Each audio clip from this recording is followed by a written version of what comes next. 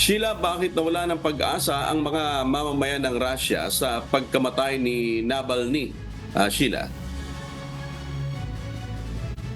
Mahigit isang dekada nang dinodokumento ni Alexei Navalny at tinutuya ang malaking korupsyon o malawakang korupsyon at pagpapayaman ng mga aniyay, mga magnanakaw at manggagancho sa pamahalaan ni Putin.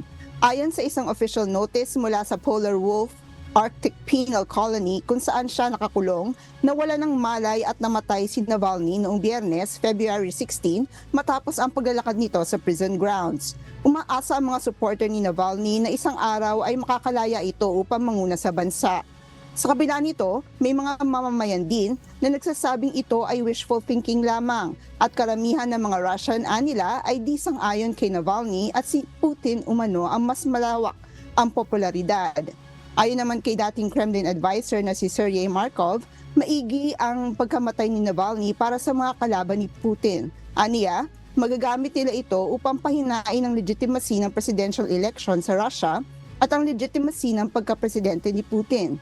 Sa oras ng kanyang pagkamatay, nagsisilbi si Navalny ng kanyang sentensya para sa maraming charges ng extremism at fraud na umabot sa 30 taon sa kabuuan. Pinabulaanan naman ito ni Navalny at sinabing politically motivated lamang ang mga ito. Balik sa iyo, Sherwin. Sheila, ano naman ang reaksyon ng mga world leaders sa pagkamatay ni Navalny?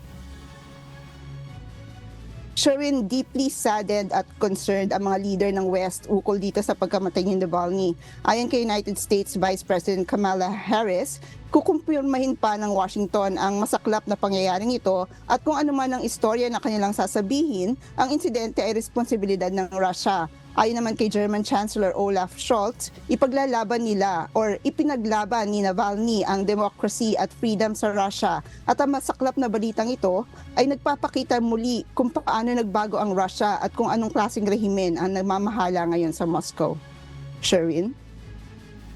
Alright, maraming salamat Sheila Reyes mula sa Toronto sa probinsya ng Ontario kung saan mahigit 220,000 na residente ang mayroong Russian ancestry.